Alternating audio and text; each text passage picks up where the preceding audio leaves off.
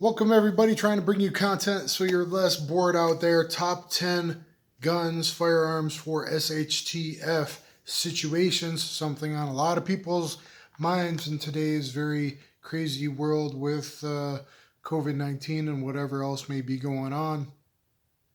So anyway, guys, let's hope that the forces of good prevail over the forces of evil, and I mean that absolutely literally.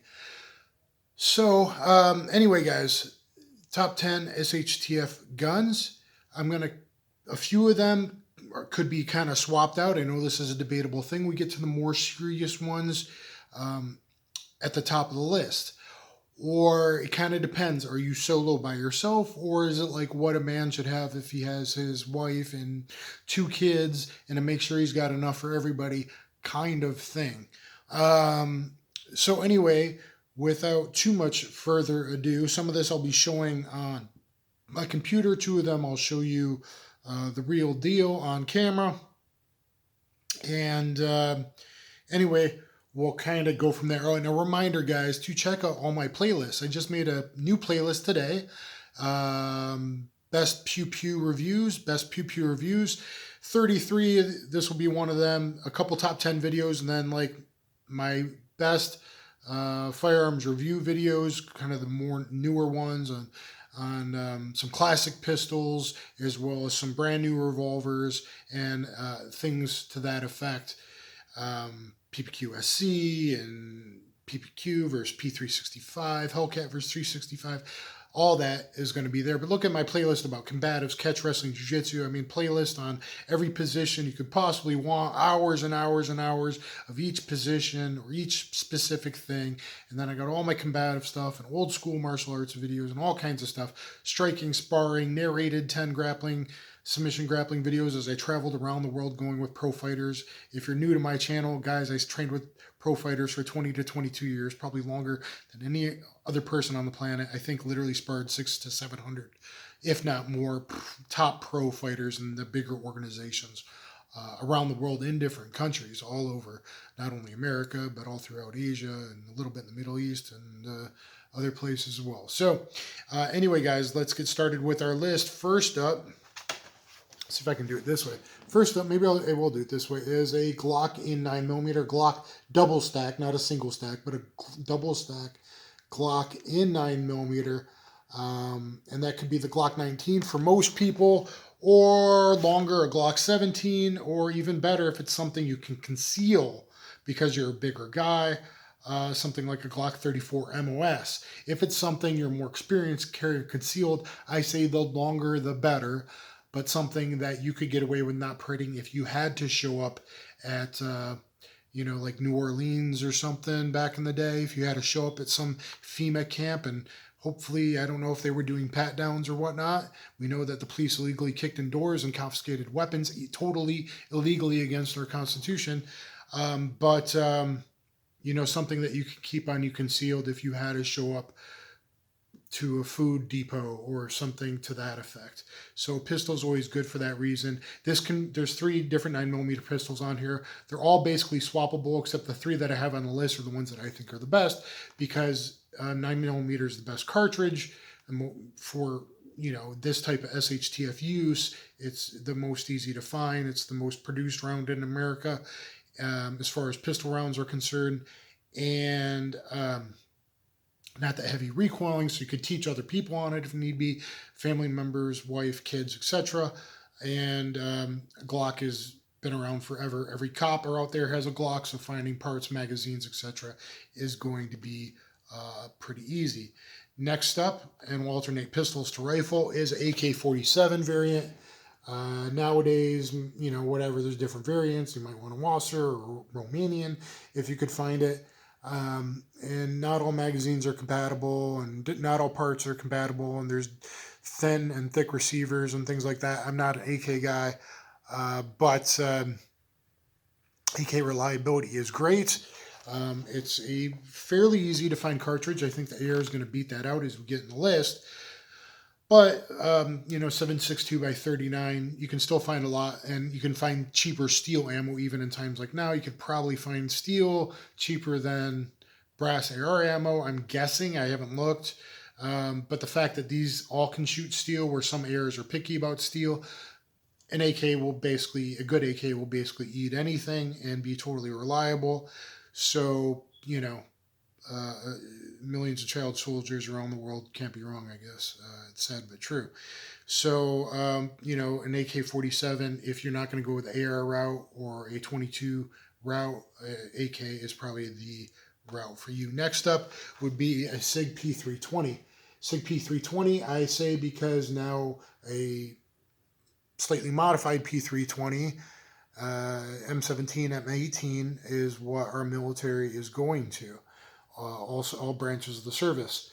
So this, with an external safety and MOS plate, is basically what the military use. So same magazines, same parts. If you wanted to get an M17, a civilian M17 or M18 with an external thumb safety, you could, whatever. But P320, pretty light, and 15 or 17 plus one, a compact, 21 round magazines, and it's been on the market for a few years, so there's quite a few of them. But I don't know what militaries that might be deployed. Probably not National Guards, ain't going to be carrying them, but special forces and whatnot, I'm sure they don't have M9s anymore. I'm sure that the frontline troops have, some of them anyway, have some 320s. So I think a 320 is a good choice. There's one more 9mm I'll get to, guys. If you need a budget option, you could always get something like a Taurus G3 or a G2C, a budget option like that. Nothing wrong with that. Next up, I think a bolt action 308, putting a scope on it, a variable scope, even like a cheaper 3-9 variable scope on a 308 bolt action is a great way to reach out and touch somebody, even without being extremely highly skilled with a scope. Making a 300-yard shot with a scope is really not that difficult. When I qualled at boot camp many moons ago, it was open sights on an M16A2 in a 19 mile per hour heavy wind, rainy wind, and I qualified with open sights at 600 meters, I believe. Rifle expert. So, a scope 308 can reach out and touch someone. Is that what you should carry as 308? No, and guys with Set-Me's and G3s and Galils and stuff, that stuff's really too heavy for bugging out. It could be for bugging in. If you have a large survival group or something like that, a big family with a farm, yeah, something 308 semi-auto might be what you want. But, a lot of Americans are hunters, and hunting game is something that could be very, very important. And a 30 caliber or above is going to do a better job at that than anything else. And a 308 is probably going to be the most common, easiest to find caliber. I mean, 30-30, 30-06 is out there, but 308, 7.62, that can do what you need to do, both on two-legged and four-legged predators, and put food on the table for weeks on end.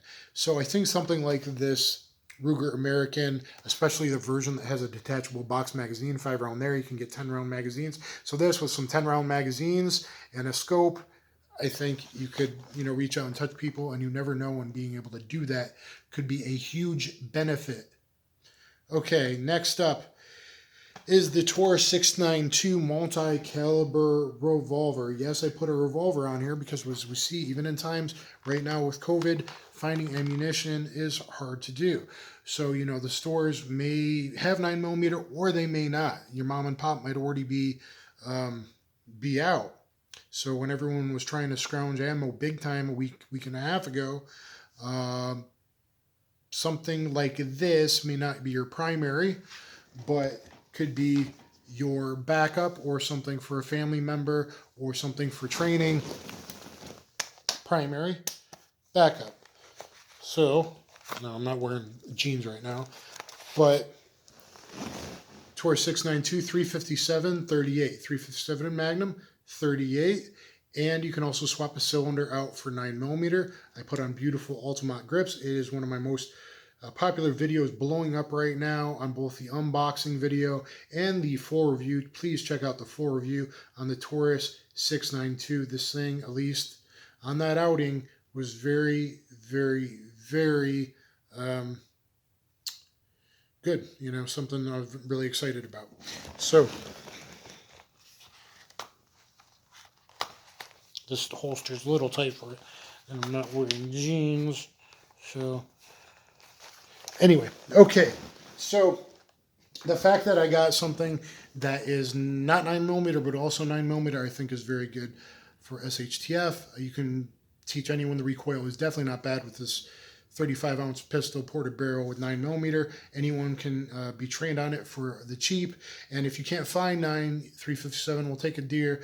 You could, 38s will still work if that's all you can find for, defensive purposes. So Taurus 692 multi-caliber revolver, and of course 357s can also take 38 long, 38 short, maybe even 380 ACP. I haven't tried it because I didn't want Taurus to be mad, but there you go. Next up would be a pump action shotgun. My choice would be a Mossberg 500, 590, 590 A1. That would be my top choice. My really top choice would be what the Marines use, a 590 A1 there. But for capacity purposes, ghost ring sights, heat shield, a little more expensive, but any 500, 590, 590 A1 would work if you're on a budget. The Maverick 88, basically made by the same company. I think literally yards away. I don't know that for sure, but I think literally from hundreds of yards away from the Texas border, the Mexican border, the Maverick 88 is assembled. I think that's true. I don't know. Let me know, guys. Maverick 88s are great, and you can get them from $200, $220.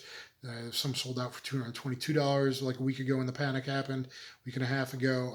You can even get them from $188 at different places on sale on the holidays. So, a Remington 870 is also a great choice. I choose the Mossberg because the dual action bars, primarily in the loading gate.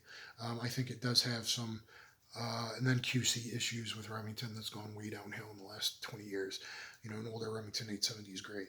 So, next up on the list would be the Taurus TX22 pistol. I have not gotten one of these yet. I want to review one and get one. This is something that I need to get, is a 22, because even if you're not using a 22 actively in times like now, when there's ammo shortages, I don't have land where I can train, but if you did have land where you can train, but you only got 1,000 rounds of 9mm, 1,000 rounds of 5.56, 250 rounds of 12 gauge, something like that, you're not going to want to use it right now in a situation that you don't know how bad things are going to get or how long it's going to last, because we haven't seen it yet. But is crime going to get worse? Are there going to be marauding gangs, more home break-ins? Like we've seen that in New York, but everywhere else in the country is that going to happen? You're not going to want to spend your really good ammo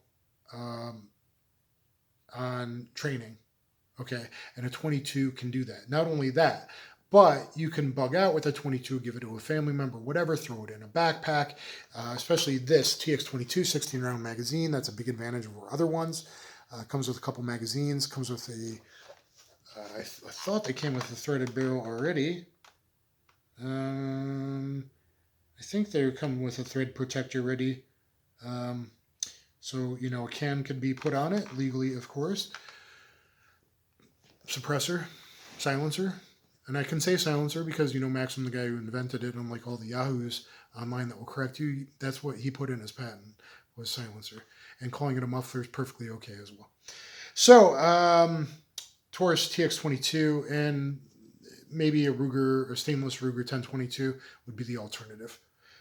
But, having the ability to put a can on is huge, and bigger magazine capacity is huge, and the very lightweight.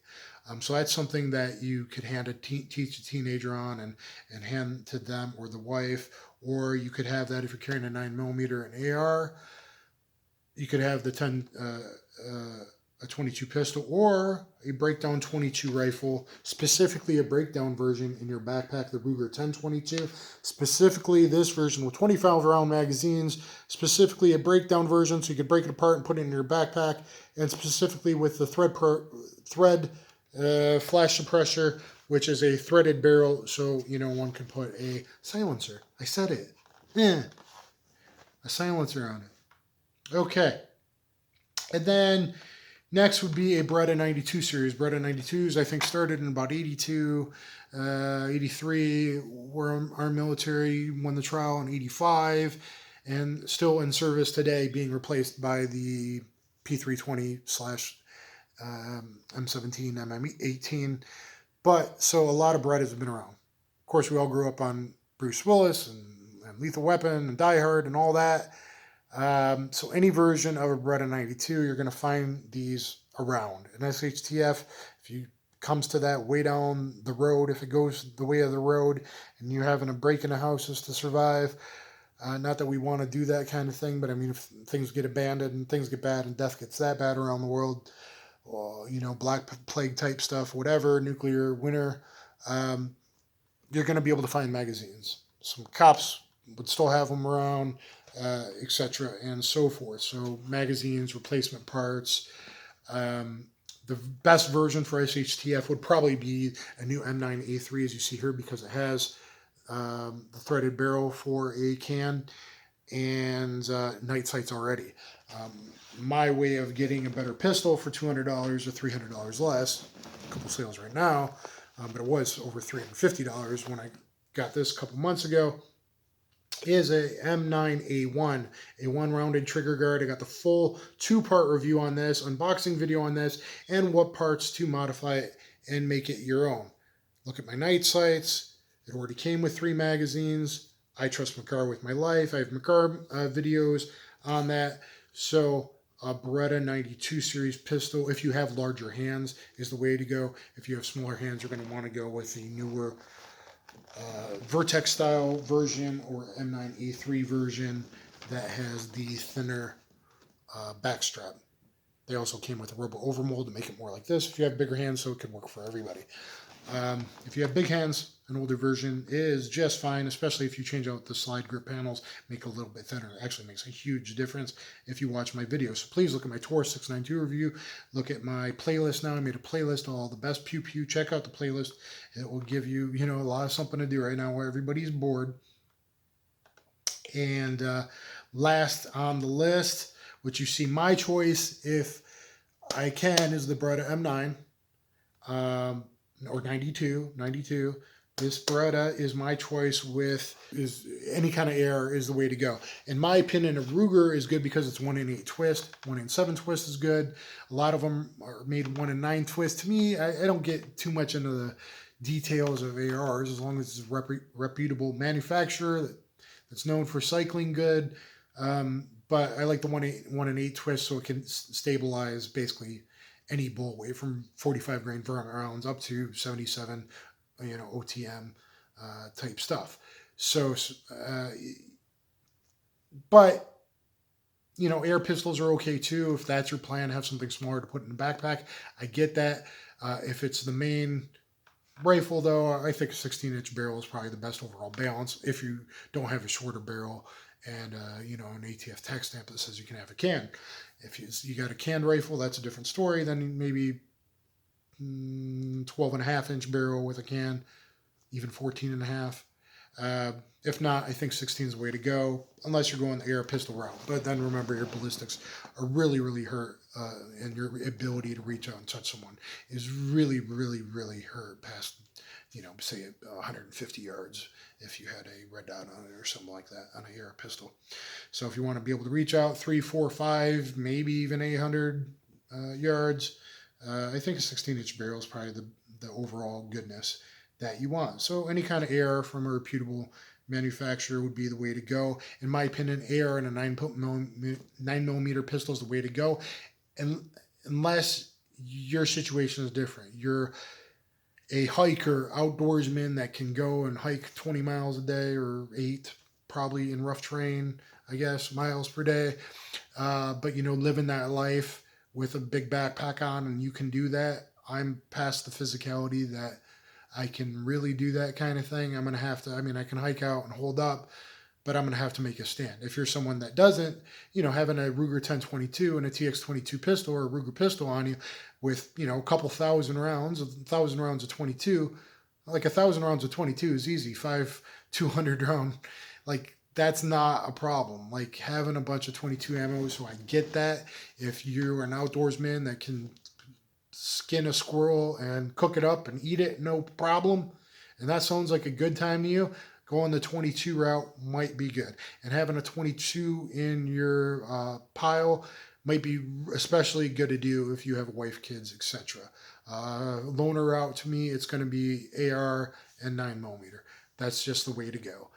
You could go the AK route. AR is lighter. Even a lighter weight AK, even with Palmer magazines, it's still the ammo and everything. It's just heavier than AR. It just is. Is it a more effective round at close range? Yeah, probably. But then if you go in with heavier bullets in your first couple mags, you could make up with that. And then cheap stockpiling on 55 grain, typical M193 stuff is good in AR. And, having a bit of 75 grain, 77 grain stuff for, the first home defense, or when, the first guys you really got it doing, that will do the job even better.